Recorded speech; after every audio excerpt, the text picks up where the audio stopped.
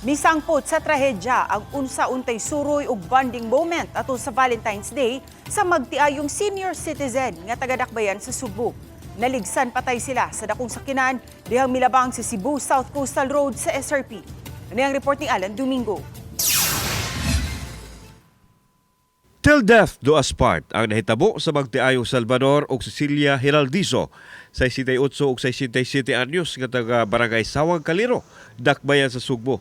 Naligsan patay ang magtiayon sa usa ka dakong sakinan samtang naglabang sila sa Cebu South Coastal Road alas 7 sa gabi niadtong Valentine's Day. Patay diha dayon ang bana samtang nadalas na balanan ng asawa ang panwa na matabang ug nabugtuan sa iyang kinabuhi.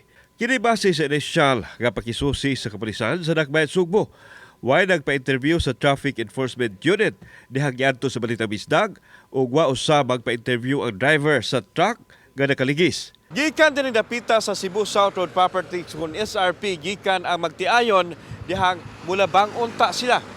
Agi diri sa Cebu South Coastal Road padung sa pikasabig aron dunay paliton dihang nahitabo ang giingon nga till death do us part human nakabsan sila kinabuhi dihang naligsan sa dakong sakyanan.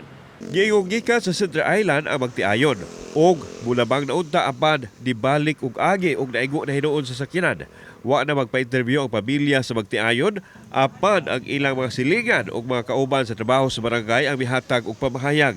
Si Salvador, happy sa tanon sa Sawang Calero, kinsa gihulagway nga dedicated nga public servant.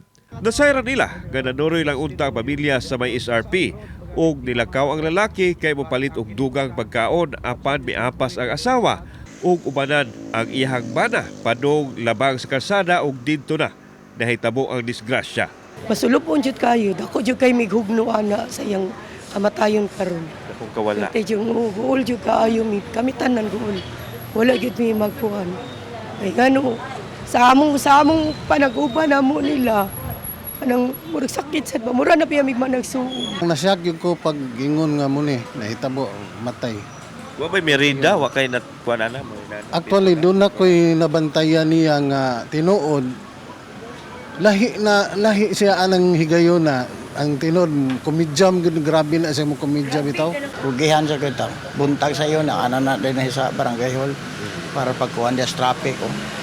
Dakong kawalan sa inyohang barangay. Oh, dako yun. Kuhaan yun. Kauban si Godfrey Relian, ako si Alan Domingo. Balitang Bisdak.